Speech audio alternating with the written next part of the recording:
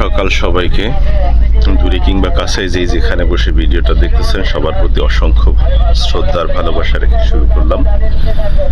তো আমি ঠিক এই মুহূর্তে আছি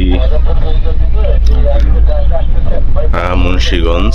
তো আপনার একটা জাহাজের উপরে, আর এই জাহাজটা ছেড়ে আসছে বরগুনা থেকে ঢাকার উদ্দেশ্যে। আর এই জাহাজের প্রধান ক্যাপ্টেন হিসেবে আছেন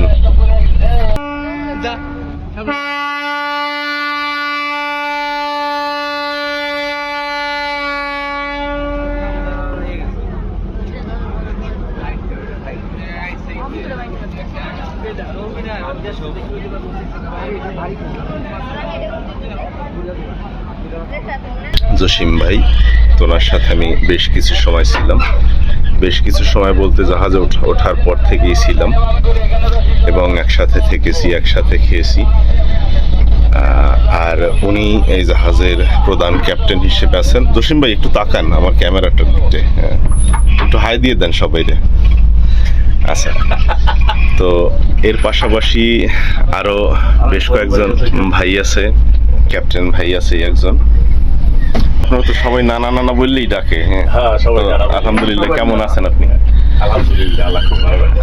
আচ্ছা, তো যাক, এখন আমরা যাচ্ছি ঢাকাতে। আর গতকালকে রাতে ওয়েদারটা একটু খারাপ ছিল, তো সেই ওয়েদার খারাপ থাকার ফলে আমাদের যাত্রাপথে বেশ অনেকটা বিলম্ব হয়। আমরা বেশ কিছু ইকুইপমেন্টের উপরে ভিত্তি করেই সবকিছু থাকা সত্ত্বেও, দেখা যায় চোখ আছে, কান আছে, সবকিছু থাকা সত্ত্বেও আমরা অন্ধের মতো করেই চলতে হয়, কারণ প্রচণ্ড কুয়াশা ছিল মাঝ নদীতে। তো সেখানে এই যে জসিম ভাই, উনি তার দক্ষতার সকল পরিচয় দিয়ে সেই জাহাজকে সামনের দিকটা এগিয়ে নিয়ে যায়। এবং ভাই, আমাদের এই জাহাজের নাম জানো কি? এমবি পুবালি এক জাহাজটি উনি নিয়ে যায়। তো আসলে বিষয় হলো যে আপনার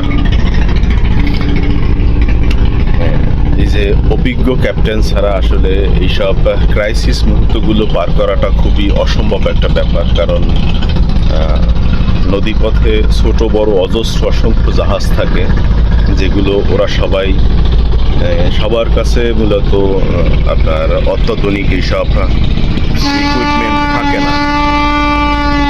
যেমন এই যে বালুর কিছু জাহাজ থাকে, ছোট ছোট মাছ ধরা কিছু ফিশিং বোর্ড থাকে, তো সেগুলোতে যখন থাকে না তখন এগুলোকে এড়িয়ে নিরাপদ একটা যাত্রা আপনার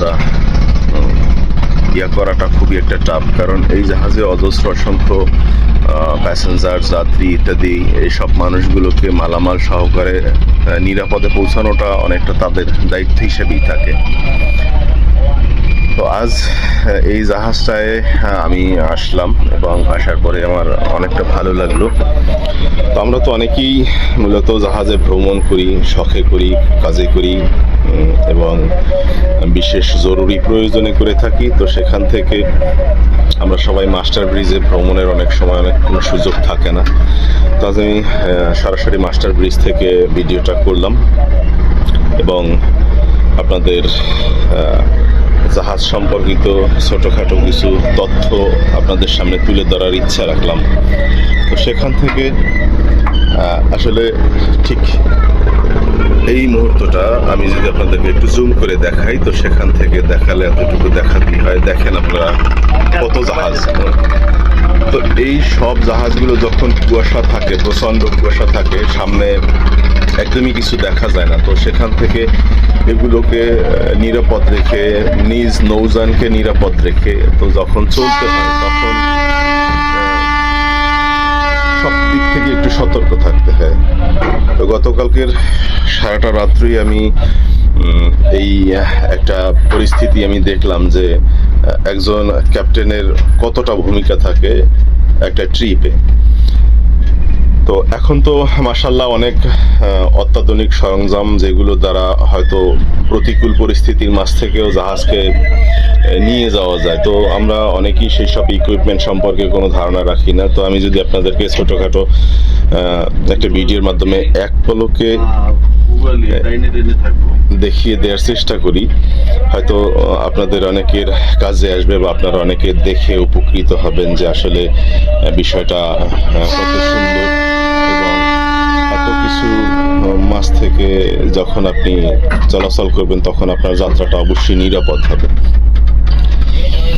তো এই যে একটি ইকুইপমেন্ট বর্তমানে এটা বন্ধ আছে, এবং এটা জসিম এখন তো রান করা সম্ভব না। সম্ভব না, এটা তো পরিষ্কার হয়ে গেছে, ওইটা কুয়াশা। আচ্ছা, এটা হচ্ছে একদম এটা হচ্ছে আপনার ওয়েদার রাডারের মতন অনেকটা, কারণ যখন আপনি কুয়াশার ভিতরে থাকবেন এটার ডিউটিটা আমি গতকালকে রাত্রে দেখেছি স্বচক্ষে। আপনার আশপাশ থেকে যতগুলো জাহাজ আসবে সেই জাহাজগুলো আপনি এই রাডারে দেখতে পাবেন। তবে যেই সব জাহাজগুলোতে এই ধরনের রাডার বসানো আছে তো হয়তো ওইগুলো আরও বেশি সহজে ধরা পড়ে এবং আপনার নদীর দুই পাশ যেটা আমরা তীর বলি অবশ্য সেটাকেও ইন্ডিকেট করে দেয় এভাবে করে। এবং এই আরেকটা ছোট্ট ডিভাইস আছে, এটা হচ্ছে ইকো সাউন্ডার। আপনার এটা দ্বারা পানির বা সমুদ্রের গভীরতা নির্ণয় করে যে আমরা কত ফিট গভীর পানির উপর থেকে যাচ্ছি বা আমাদের তলদেশে কত ফিট পানি আছে সেটা নির্ণয় করে। আচ্ছা, এইটা হইলে যাইয়া জিপিএস, এই রুট ভরা আছে, এই হচ্ছে রোডে যাইতে হবে। এই হচ্ছে জিপিএস ট্র্যাকার, এইটার রুট ধরে ধরেই যেতে হয়। এটা দ্বারা এই রাস্তাটা কি খুঁজে নেয় জাহাজ ক্যাপ্টেন।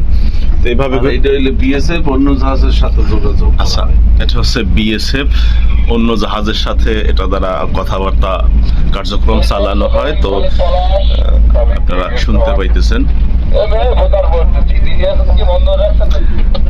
তো এটা যখন একদম পরিস্থিতি যখন খুব খারাপ থাকে, কুয়াশা ঘেরা থাকে, তখন এটা দ্বারা যে যার অবস্থান সম্পর্কে জানায় এবং ওই মোতাবেক এই রাডার দেখে তারা জাহাজটা পরিচালনা করে।